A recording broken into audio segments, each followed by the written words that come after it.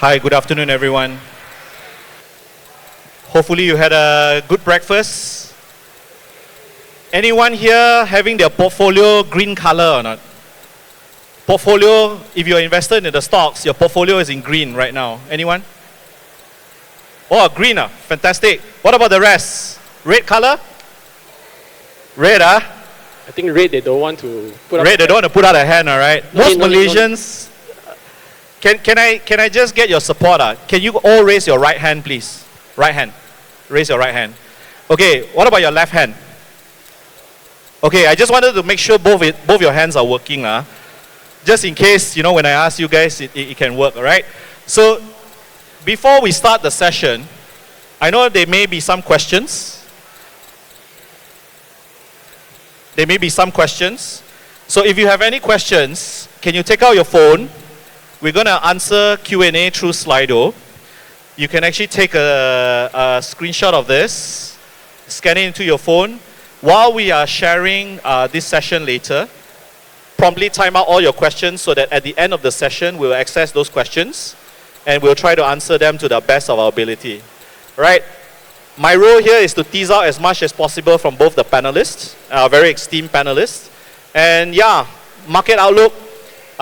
Sorry, we just have to say upfront, we're not going to give you stock tips. Most of the time you come to these sessions, you're expecting some stock ideas. Hopefully you can read in between the lines. That's what I will say, right? And last but not least, as a disclaimer, whatever we say here does not constitute financial advice, neither is it a buy or sell recommendation. It is purely for educational purposes only. All right? So far, so good? Okay? So, I'll start off this first question to the panelists with regards to how the global markets are today, right? There are tons of headwinds going into second half of 2023.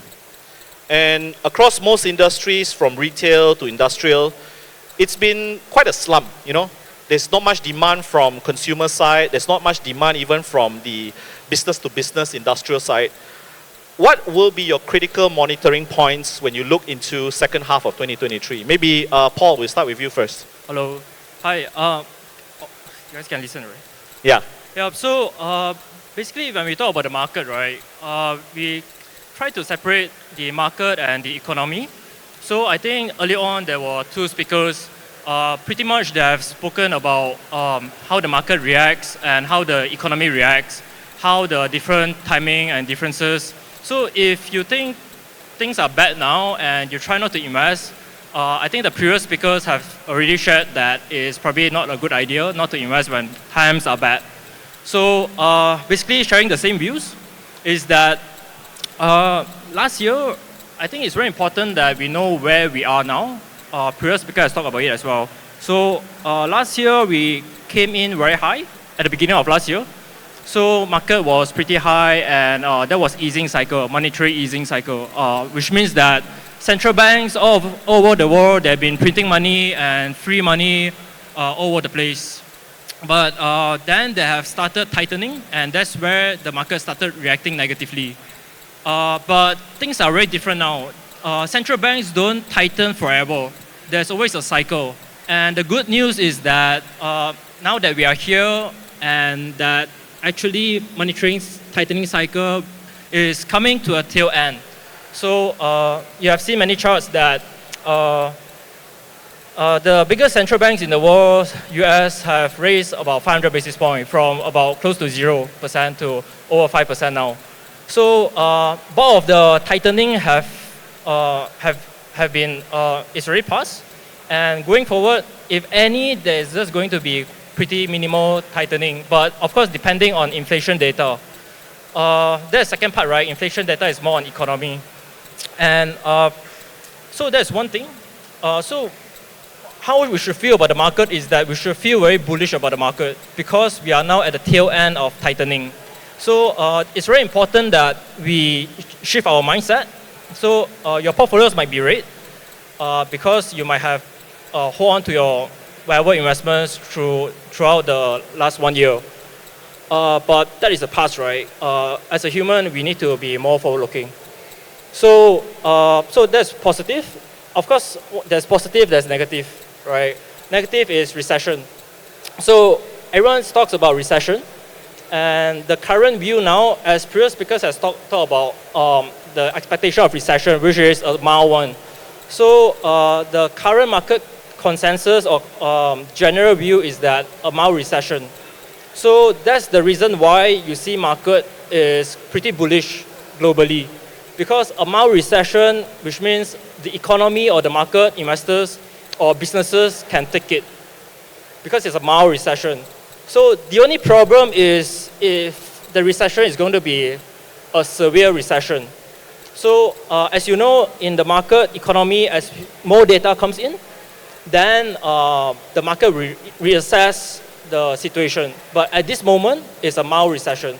So me telling you, I'm bullish, we are bullish on the market, equities, fixed income now, doesn't mean that I can't change my view in the next 1, 2, 3, 4, or 5 months, right? Yeah. So that's the reason why there are so many trainers, or we have unit trust fund managers, like me, myself, managing funds for clients. We have fund of funds, FSM1 booth there. So it's very tough for individual retail investors to have very good sense of the market, because it's not your job. It's our job to be tracking the market on a day-to-day basis. So, and before we sleep, we read news. When we get up, the first thing we do is not brush our teeth. We look at news, because US market will be closing. Even before US market close, we will be reading news already. So it's very tough to be a retail investor, especially for this environment, especially for the next 2, 3, 4, 5, and 10 years. Things is not going to be as same as in the past 20 years, as easy as that. It's no longer as that. Yeah. Jin Yong, your thoughts? It just reminded me I forgot to brush my teeth this morning. Because you were looking at the market, is it? Yeah, sort of. So maybe I just add on to that. I think you covered a lot of the areas already. Good news, bad news. I think moving forward, bad news can be good news. And if you're wondering what I'm talking about, I think we all know that the Fed, the central bank of the US, right, whenever they do any actions, say anything, it moves the market. And right now, we know that the last couple of years, interest rates has been going up. That's why you see it's been challenging on the valuation fronts, right? So when there's bad news, when I say bad news, like, oh, recession could be coming, the economy could be stalling, right? There is always that expectations that the central bank will stop the tightening, hiking rates. They might even cut, we don't know yet, right? They might even cut. So that could be positive for all the different asset classes, including equities in general. So what I'm trying to highlight here is that there's a lot of noise in the market. And I think if you were here earlier when our Minister of Economy spoke, he mentioned about having a long-term view. So I think that's important, having a long-term view. It could be challenging for the next second half, but you should not, because of all this negative outlook, stay out entirely, right? Stay informed, come to events like this, and, well, take the plunge, but not the whole body, dip your toes first. Okay, thanks. So for those of you who just came in, I just want to recap what they both said. The question I asked is, in the first half, markets are bad. What will be their views going forward? What will they monitor? Paul actually said a lot about quantitative tightening and see where the cap is going to go. And I think Jin Yong reiterated that. And also both of them reiterated the fact we should have a longer term view. I'm in agreement with that because a lot of company valuations in terms of PE have actually come down quite a bit. And I think this is a time when if you are well informed about certain companies and certain industries, this is actually a very good valuation entry point. Okay? So my next question is this. We're seeing very high inflationary measures across the board, especially energy prices in Europe. If you have any friends in the UK or in London, you can ask them how much did they pay for their gas bill, their electricity bill. Now, one of the things that actually impacted this was the Russian-Ukraine war. But at the same time, there are also other factors in play which I will tease out from the panelists. So looking at the scenarios that you guys foresee, in the next 2 to 3 years, will these high inflationary scenarios still continue to play out or not? Maybe Jin Yong, we start with you first. Okay, I think we have been kind of spoiled for the last 10 odd years with in a low interest rate environment, right? It wasn't supposed to be low interest rate and low inflation rate for so long. It's kind of unnatural, and a lot of it has to do with the central bank's unconventional monetary policy. Now, going back to your topic about high energy costs, so yes, one of the reasons is of course the Russia-Ukraine war, and that has a huge impact on energy costs. But I think the other reason for the higher energy costs is, dare I say, in a way, kind of self-inflicted by the European countries. Why? This was the other thing that our minister talked about earlier, RE, or renewable energy. So everyone is going into solar, clean energy, right? And I think that has been too aggressive in the European space, so much so that when the war with Ukraine started, suddenly they didn't have enough supply of natural gas. Natural gas is very important in Europe for their heating.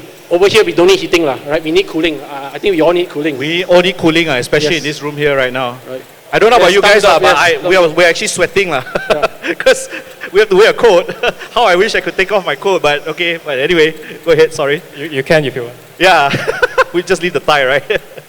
So because of the shift to all these renewable energies, which are not as reliable and dependable as the fossil fuels, the supposedly very dirty fuels. Actually, natural gas is actually quite clean, right? So because they shifted so aggressively, when the war started, they didn't have enough capacity. And going back to the original question, I think the inflation will stay elevated because all these pressures will still be there because they are going through a structural change now. Yeah, that's right. Paul? I think I got a slide to show the inflation. Is it? Some more? Is it? Let me see.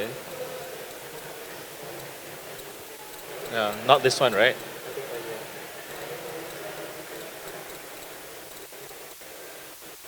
This one. Yep. So if you look at this chart here, right? I'll just stand up.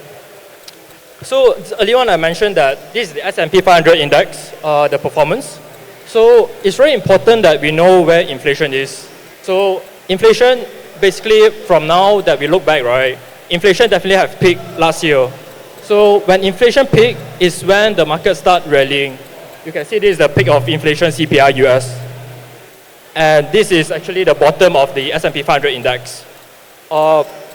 And the chart on your left is back in 1970s, there's the hyperinflationary period. So same thing, the peak of inflation, it marks the bottom for the index. Because investors basically are forward-looking. They know inflation is coming down, which would be good for the market, good for the economy because of lower prices, whatever it is. So that's why the market start rallying, right? So what I can tell you now is that for the probably next couple of months, definitely the trend is inflation coming down. I think there's another slide. Yeah, so you can see US core PCE inflation, which is what the US central banks monitors, the inflation numbers. Then you have the US CPI data. Then you have the rent index, the average rent in the US, how is it trending? And the US hourly wages. So everything has been trending downwards. The peak was actually last year. So, so answering the question, for the next couple of months, and now the trend is lower inflation. But of course, if you ask about 1 year and 2 years, right, that is actually anyone's guess. And if I were to take a view, I think inflation should be higher, but that is a longer time horizon. So unfortunately, in investing, it's very complex. So inflation is just one factor. There would be a lot of other factors.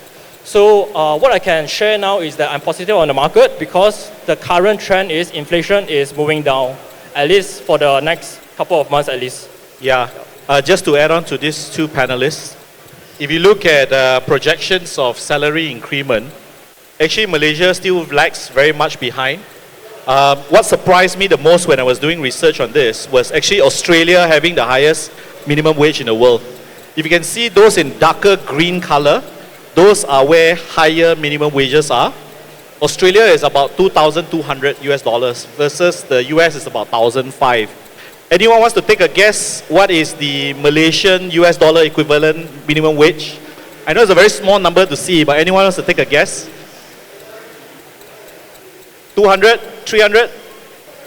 It's 1,002, 1,005, so it's roughly about 200 to 300 US dollars. So we still lag very much behind a lot of these countries.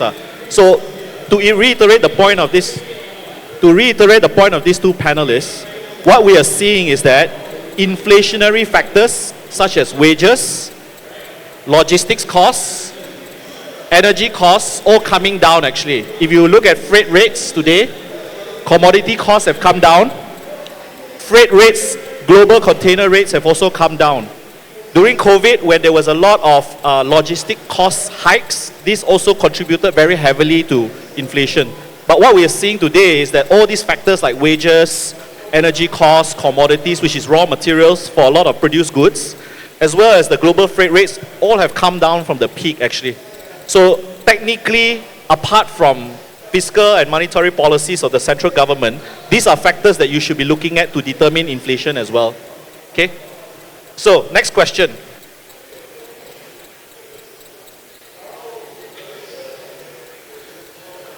While we're seeing falling prices from logistics, commodities, labor costs, we still see some margin compression across most companies.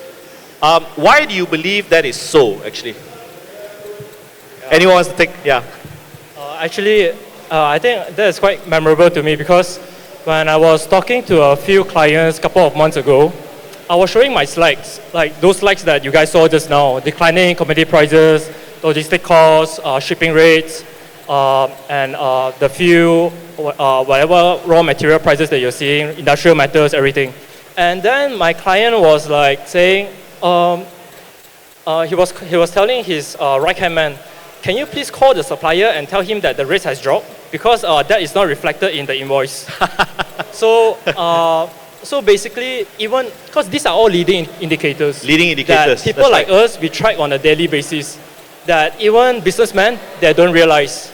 So only when they meet financial guys like us, then they will be like, oh, okay, I should talk to my suppliers. So if you guys are a businessman here, you should start talking to your suppliers and keep pushing them on lowering the invoice. Yeah. So, and then another client was talking, they are in the chip industry. So they also say that, oh, inflation is not coming down, man. Things are still very expensive, still going, actually the prices are still going up. So, but throughout, after all these meetings, my clients kind of like started to talk to their suppliers. So you guys should do it. I think the other thing is that, the key point is that there's a lag effect. Yes. There's a lag effect on, these are key prices. So your oil prices definitely will reflect first because your oil prices is you pay, right? You pay now, right? But whatever your supplier charge you is, there's inventory cycles. Their inventory might be, they might have built the inventory at a high prices, high cost. So they want to get rid of the high prices, high price inventories. So they push those old inventories to you, and that's why you get a higher prices. So basically, takes time. But rest assured, I am quite confident that prices it shouldn't be going up too drastically, and if anything, it should start coming down. Yeah. Jin Yong. Adding on to the fact that you mentioned leading indicators, you open a newspaper, there is economic data and all that. So there's actually 3 types of data. We saw that the leading indicator, that means what happens first before it impacts the economy. We always read about GDP numbers. So that one is coincident, it's happening now. So if you say, oh, GDP grow, the economy grow, that's happening now. Another type of indicator is what we call the lagging indicator. One very good example that I think most of us will be familiar with is the unemployment numbers, right? So we don't see, if you see an improvement in economy, we may not necessarily see improvement in unemployment immediately. Reason for that is very simple, right? When the economy is picking up, the bosses don't want to immediately hire first. They'll just make the employees work harder, right? The same goes on the other side. When the economy starts to go down, the employers are humans. They don't just fire people left and right. They still have some heart. It takes time to let go people. So unemployment numbers, if you've seen them, keep in mind that they are a lagging indicator. So they take time to be reflected on what has already happened in the past. Yeah. So just to reiterate, 3 indicators are leading, coincidental, and lagging. The chart above shows you one kind of leading indicator, which is the Purchasing Managers Index. Now, what does this mean? For those of you who are a little bit unfamiliar with this is actually a survey done by people like S&P to determine how much your purchasing managers of industries are buying inventory, raw materials.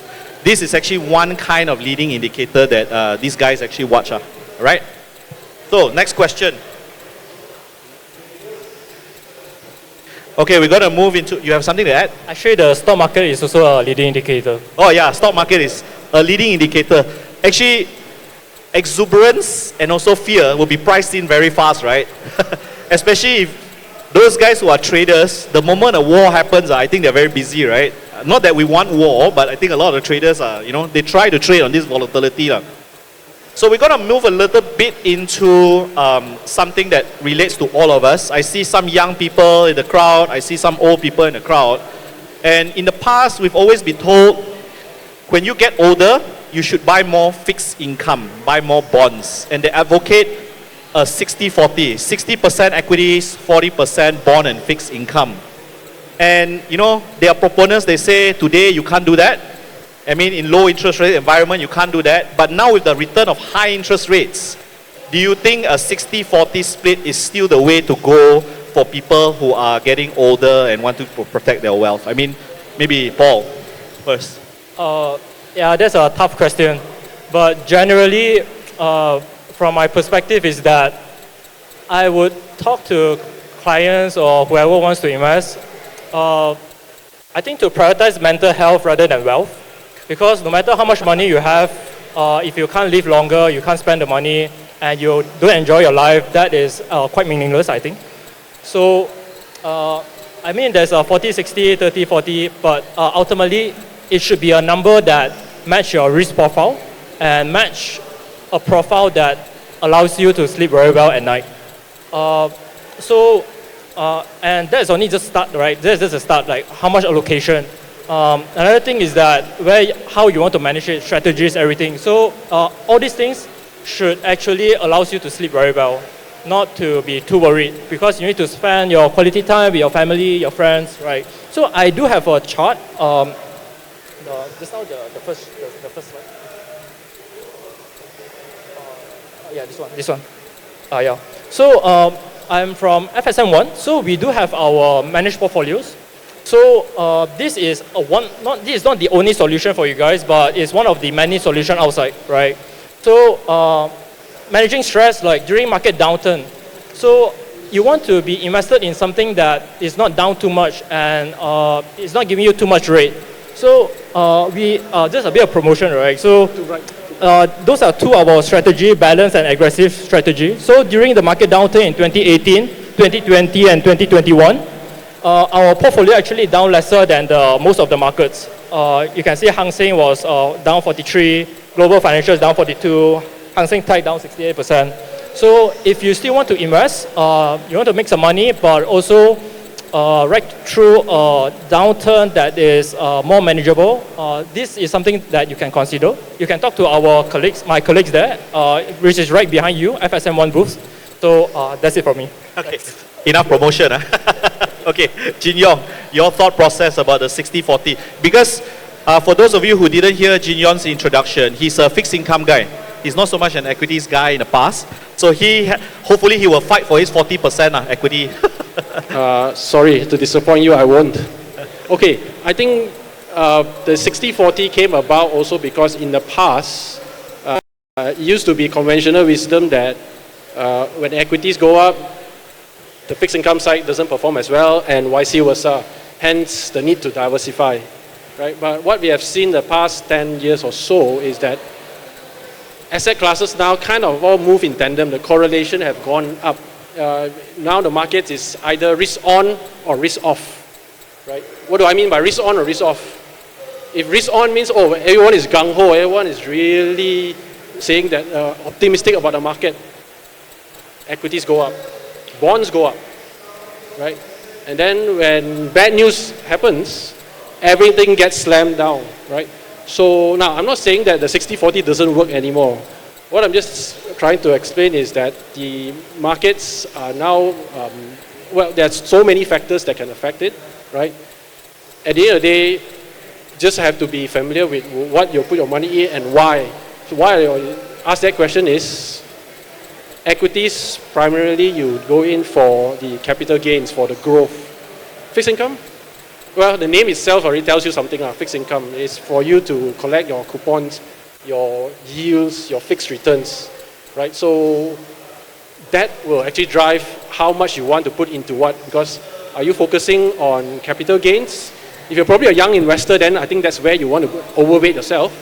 But if you're focusing on constant stream of income, then obviously the bond market is where it makes more sense.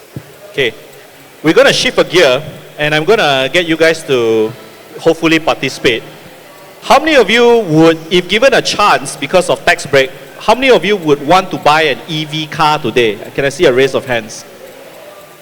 1, 2, only 2 guys. The rest, you still want to buy petrol cars, is it? 3, what's stopping you guys from buying an electric car? Infrastructure. Okay, what else? After sales service. Okay, what about next? Battery life? Anyone concerned about battery life as well? So, a lot of companies around the world, especially fossil fuel companies, they're going to go for this thing called a net zero target, right? And most of them are pushing for a net zero of 2050 or earlier. This includes, either adoption of more electric vehicle, a lot of things lah, right? Now, what's your take on the short term and medium term to long term energy demand and our balancing of getting away from fossil fuel? So maybe Jin Yong, I want to start with you first on this. Oil is not going away, number one.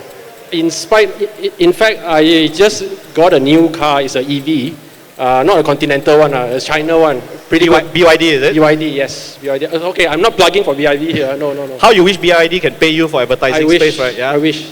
So yeah, it's a fantastic car, but the oil is not going away, right?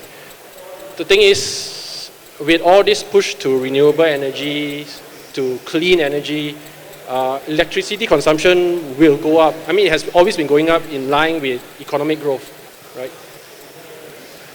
There is no way solar can actually replace all our energy needs, right?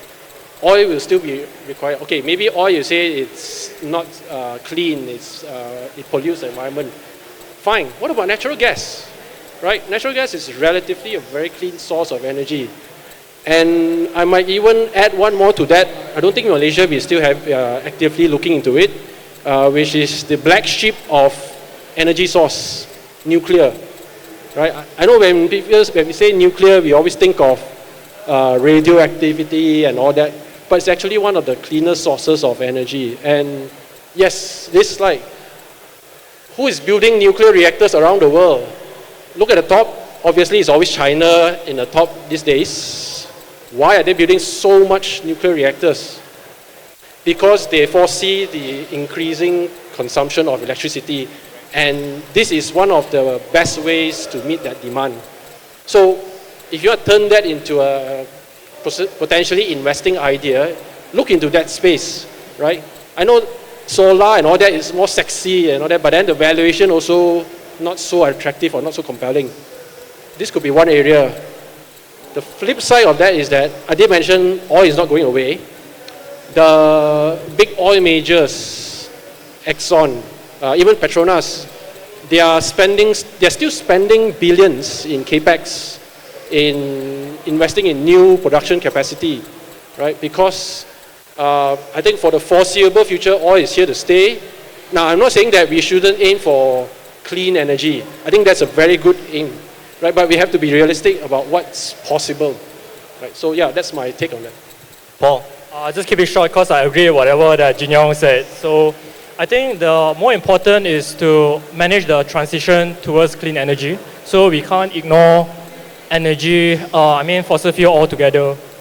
And with this, it means that going forward, the energy market will be a key market to monitor, and it's going to be super volatile from my perspective. From whatever that is mentioned. Yeah.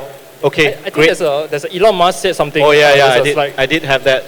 Yeah. So I guess everybody knows who is Elon Musk, right? So the front runner or the guys who push like EV to the extreme, right? In terms of implementation, and he's saying the same thing. He says that fossil fuel, he hates to say that, but he needs to say it's still very important. What is important is really managing the transition. So watch out for the energy market. So it's going to be very volatile, exciting. Yeah. Great. Thank you so much for your thoughts on that. I have two last questions before we open to the floor. The first one is with regards to Malaysia being viewed as stuck in the middle income trap. Now, I think if you guys were here when Minister Rafizi actually spoke about, growing our value base, growing our economy, I think even with the bull run of the semiconductor space, we are still doing a lot of the labor-intensive low-end work for the semiconductor industry. Why do you agree with that statement in the sense that we are stuck in this middle income trap? And why do you agree or disagree, and what should we do about it actually? Maybe Paul, we start with you. Oh, you want Jin Yong to start first? Okay, go ahead.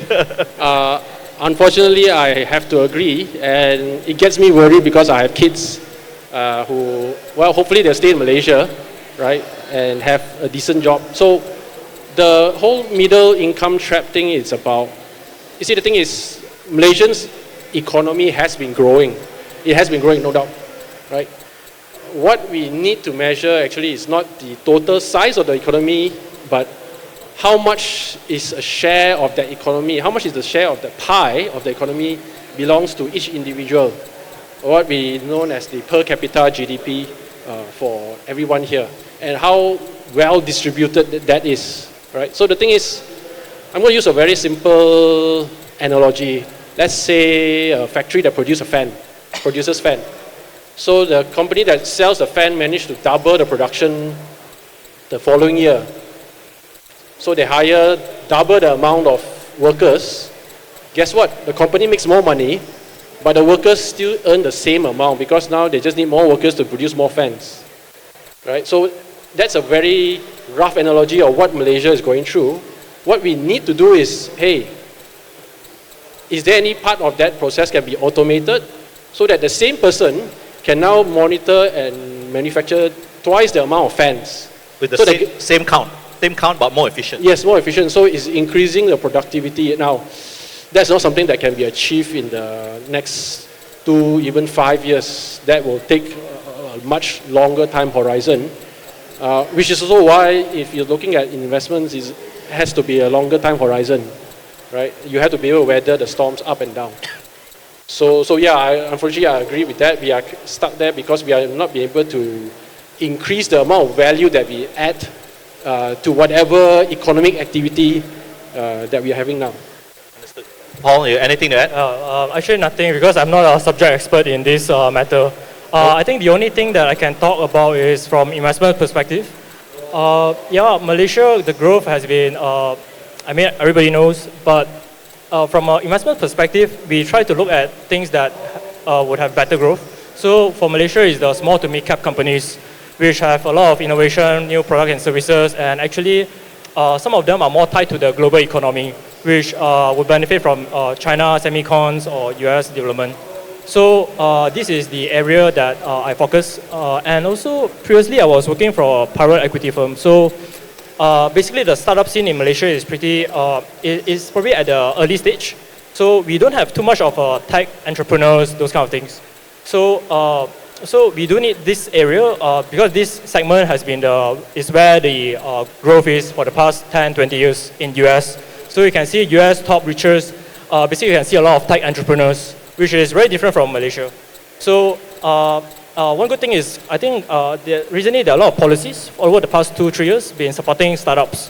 So that is something, that's an area that would be very attractive, because if we have good startups, that means they would come to the main market for investors like us to buy into. So we want good companies, we want attractive companies, right? So it's very important that we keep pushing the startup ecosystem. Especially MITI's Pioneer 5+5, Pioneer Tech Status. I think that should be more of that rather than that. Yeah. Okay, thanks. I want Paul. to add to that, because you mentioned about startups and then they grow and they come to the main market, right? In fact, there are a lot of opportunities even for individual investors to even enter at the early stage. I'm sure many of you have heard of the platforms like the ECFs, the equity crowdfunding. So now all of us can be venture capitalists, all of us can be angel investors. But of course, the risk is much, much, much higher. Yeah. But then the barrier to entry is the minimum amount is low enough. I think it's worth taking some risk in that space. Just to add to that. Yeah, thanks for that. Sorry, I just need to sum up my whatever I said. So ultimately, I think as a country, we need product and services which the world wants it. More and more people wants to consume it. So that's where you probably would increase productivity, increase income levels for the whole country. So that is one of my boss once said to us that the fight is not within the company, the fight is outside of the company. So I guess the same applies. The fight is not within the country, the fight is outside of the country. How are we able to extract more from the world, not from within ourselves? Which is a good segue to the final question I have for both of you. Since it's so gloomy, the market is red, what is your view on the global outlook in terms of industries around the world? Is there any bright spots? Is there any dark spots? I'm very sure the audience have heard both your thought processes about the energy industry. It's not going to go away. But what other bright spots do you see? What other industries do you see that may have a medium-term future within 2 to 3 years, something to watch out for? Maybe start with you, Paul. I basically have 2 charts. One chart is from NVIDIA. So I guess the previous speaker has talked about this before. So I'm not going to drill too much into it, but semicons is basically the big thing for the next at least 5-10 years. So I'm not talking about next 1, 2, 3, or 4 years, because there's still a lot of things need to work on, right? But basically the growth is there, the opportunity is there, and this is actually the thing now. So 10 years ago, 20 years ago, the thing was Amazon, you know, your platform, your Shopee, those kind of platform, where you shop. But now it's more about computing. So this is big and super big. It's about what price you enter into the stocks or market, right? But of course, you know that the prices has ran a lot over the past couple of months. $1 trillion company already. So this is the bright spot for the next 10 years. I think you ask anyone, they will say the same thing. It's about what price you enter. So this one. And I think the other thing is the dark spot, right? The dark spot, previous speaker also spoke about it, which is the financial sector. So, but one thing that I want to be more specific is that not all the financial companies are in trouble. I think Malaysia is pretty okay, and a lot of other countries are okay, but only specific countries are having problems. Usually are countries which have experienced very volatile property prices, and they have some balance sheet issues. Only specific countries. So need to be aware. Not every financial companies, not every countries are having problems. Yeah. Jin Yong. Sorry, this is the last slide. Oh, go ahead. One more. On the market, the Dow Jones over the past 100 years. I think the first one. Is it this one? No. No. This one. Yeah, so I talk about sectors, right? Financial sectors and also semicons. I think lastly, I want to talk about the market as well, because economy and markets are 2 different things. So in terms of markets, you can see that this is the second oldest index in the world. This is the price performance. It's very important to stay invested. Why? Because you can, one very good point is that green means positive performance for that year. This is over 100 years of performance, and each individual years. So from the start, 1897 up until last year. So more green than red. And also every time after red, you can see green.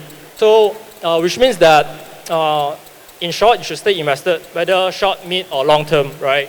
Of course, there's different strategy, right? So, if you really don't know anything about the market, you just do like monthly kind of top up everything, right? So, especially you should invest more when it's red, when it's very bad, right? So, I think that's it for me. Okay, Jin Yong, anything to add? Oh, yeah, definitely. Anyone here knows what does MAD stands for? If you know, we are in the same age group. That's why boomers and Gen X, right? So of course, this is hopefully... Maybe you want to reiterate, because I'm pretty sure some of them didn't hear. MAD it means mutually assured destruction. For those of you who are in my age group, you will know that there's this thing called a Cold War in the past, in the 80s, between US and Russia. Soviet Union, the predecessor of Russia. So they have nuclear warheads pointing at each other, and anytime the world can end. But it didn't, because each side know that if I fire, you die, I also die. That's why it's called mutually assured destruction. Hence, it didn't happen. So that's the old-fashioned one. The new-fashioned one is now, looks like this for our generation. Now, this is a bit small, but you probably can see the biggest blue circle is Apple. I'm sure we all know what Apple is. And it's all connected to all the different suppliers, vendors. Now, what is this reflecting? I know the text is too small. We all know that US and China now is kind of having some problems with each other. Cats and dogs. Yeah, they need to find love. Yes, love-hate. It's a love-hate relationship. It's a love-hate relationship. Now, will they go to war? I hope not. I don't think so. Simply because we now have the current version of MAD, right? So, Apple, although you see the phone at the back says designed in California, but virtually everything is made in China, right? So, one needs the other. Now, coming back to your question, bright spots or dark spots. I think I want to come back to Malaysia. I'm sure you might have read in the news, our Prime Minister wants EPF to bring more money back here, right? So that should be positive for us. Now, and I think we have seen all the messaging from the government that they want the wealth to be distributed more equally. So I'm just going to throw out one name. Now, this is not an investment recommendation, right, again, but I'm just thinking, hey, if everyone's wealth and income has improved, who could be beneficiaries, right?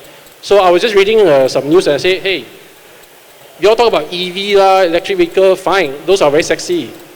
What about for the mass market, people like Perodua, right? Now, once people can afford it, they can upgrade from a motorcycle to a car, guess which one will be the next purchase? It's not going to be the Proton's latest model, right? No doubt they have a good strategy, right? It will be the Perodua sort of world, right? So I'm not saying that you should buy that stock, but just something to keep in mind, right? When money comes back, how is it going to be distributed? Yeah. Tan Chong and the rest will be very sad when you say that, you know. No, I'm just kidding. Comments. I'm just kidding. Okay. We've got only 5 minutes, so I can probably take only 2 questions from the floor. Thank you so much for the participation from the audience. I think one will be, if you can answer this, maybe you can be governor of Bank Negara already. The question from Anonymous is asking, what do you think will be the terminal rate for OPR? Or overnight policy rate for those of you who are, who are not aware of it. What's the interest rate that the central bank will actually set? Anyone wants to take a guess? Probably just, does it matter? Does it matter? Okay. Because we are at the tail end. The bulk of the hike already done since last year. So you have already done so much, and now we are talking about this. So it doesn't matter like 5 basis point, 25 or whatever OPR. Unless I'm not true. You can always defer to Bank Negara. It's okay. You don't because Bank Negara Malaysia is too small in the global market. What you should ask is actually what is the US Fed terminal rates, because that would affect the whole world. So the US Fed already said that the tone has been that we are at the tail end. So, but like I mentioned earlier on, this is what I think for the next couple of months. But things might change, depends on what happens. Because You know, it's like Monday, there might be some incident that cause inflation, a new leading indicators come in that might let investor think that inflation is going to spike up, so things might change. So that's the reason why you need a financial advisor. Okay, great. Rather than trying to attempt that, maybe we go on to the next question. There's a few. There's some company-specific ones which I don't think it's appropriate for us to answer about rights issues. Okay, but I think this one is pretty general.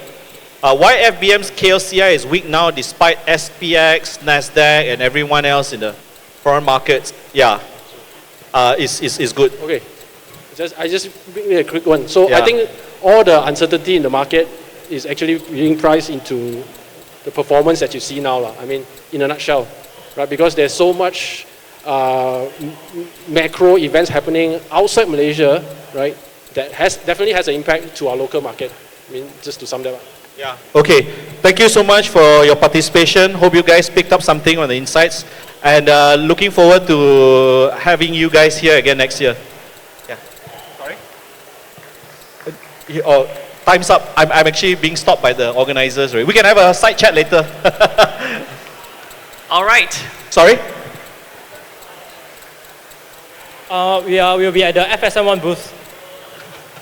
Okay. All right, due to time constraint, thank you so much to our moderators and speakers. Thank you so much. And you may visit FSM1 booth right here, and also CFA Society Malaysia at that site. All right.